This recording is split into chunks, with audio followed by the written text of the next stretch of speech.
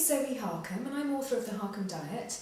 Today I'd like to do a short video on the difference between a saturated fat and an unsaturated fat, and to dispel some of the myths that are out there at the moment about the idea that saturated fat is bad for you and unsaturated fats are good for you, because this could not be further from the truth.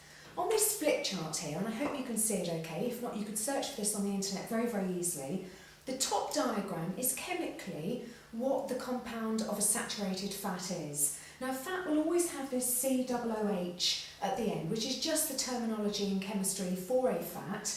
And then our saturated fat, which is this one up at the top, will have all these carbon atoms in the middle, and each carbon atom has 2 hydrogen atoms attached to it. So that is your saturated fat.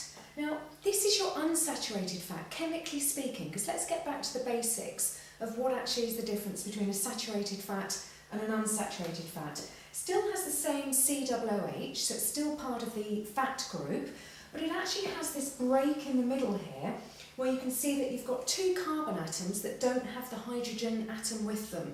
And that's the only difference between a saturated fat and an unsaturated fat. So actually, the unsaturated fat is less stable. It has this bit in the middle where you've got the hydrogen atoms not paralleled with the carbon atoms as they are in the saturated fat.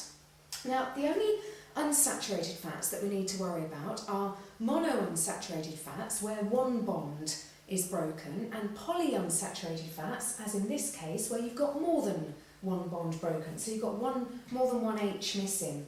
Now, this one just happens to be an omega-3 fat. Where the term fatty acid comes from, I don't know. Whether it's trying to make it sound sexier or healthier in some way, it's just a fat. And because this has the 3 units at the end, this one is called an omega-3 fat. But don't start thinking these are any better for you than any other fats, because as we're just about to see, nature puts fats in real foods in the proportions that you need it. So we're going to look at 3 foods today. We've got a natural olive oil, we've got some nice fresh pork chops here, and we've got, this isn't tuna, but if you can, come with me on this one, pretend that it is.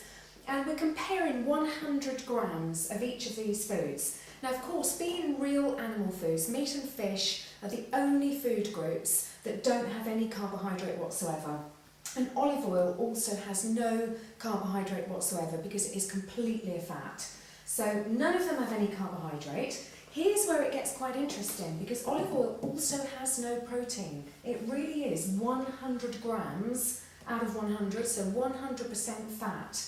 Now, the protein in pork is pretty high at 22 grams in 100 grams, so 22%. And in tuna, we've got 23% protein out of our 100 grams. Now, the fat content, look at that, because how interesting is this? How often are we told by things like the Food Standards Agency, the National Health Service, don't eat these fatty meats, and this one is great because it's still got the fat on, and this whole analysis is for a pork chop with the fat on. I'm trying to be as fair as possible here.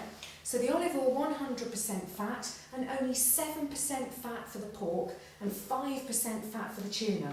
Now here's where it gets really interesting, because on a previous VT, you'll have seen me saying that olive oil has got 6 times the saturated fat of pork, and here is how I'm able to say that. Because in the same 100 grams, there are 14 grams of saturated fat in olive oil, and only 2.4 in pork and 1.2 in tuna. The monounsaturated, yes, there are a lot of monounsaturated fats in our olive oil, but we've still got the saturated fat. We've also got polyunsaturated fat, those ones with lots of the bonds broken. So hopefully you can start to see that nature actually puts all the fats, saturated and unsaturated. Within the saturated group, it puts in monounsaturated fats, polyunsaturated fats, omega fats, puts them all in real foods, but in no better or worse proportions, in just the proportions that they are needed. That's what nature does. Now, interestingly, our tuna is pretty much, if you break out the polyunsaturated fats into basic polyunsaturated fats and then the omegas, this one is practically 25% saturated, 25% monounsaturated, 25% polyunsaturated, and 25% omega fats. So it really is a balanced food in tuna, but that's where we get the number from, saying saturated fat in olive oil is 6 times higher than it is in your pork. Now here's interesting, I can just raise this up slightly. In the data, you'll be able to analyse all of this online. If you go to the US Dietary Association, put in your own foods, do your own analysis of carbs, fats, proteins, highly recommend it.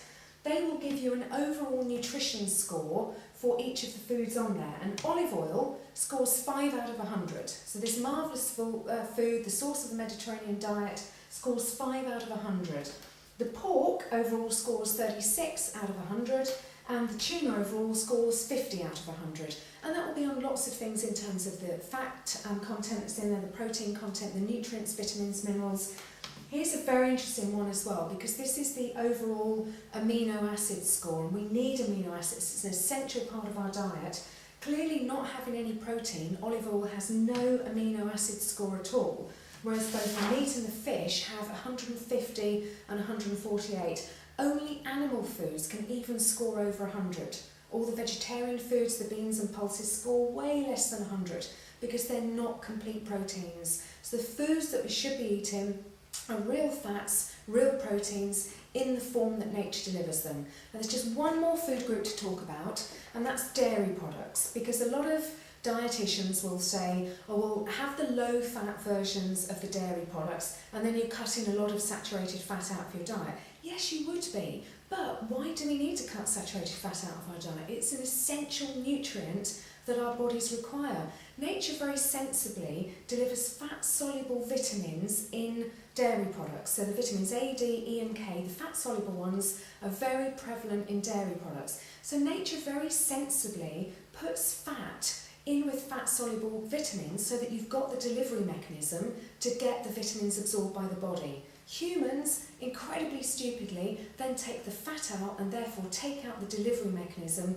for the key nutrients in dairy products. So it's your call. If you want to go for the low-fat versions, that's up to you. Personally, I would not compromise on taste, and I would not compromise on my nutrients, and I will always go for the full-fat version. Hope you found this interesting. You now know where the statistic on olive oil and pork comes from, and of course the idea that monounsaturated fat is the primary fat in all of these foods that we've just looked at. Thanks very much for watching.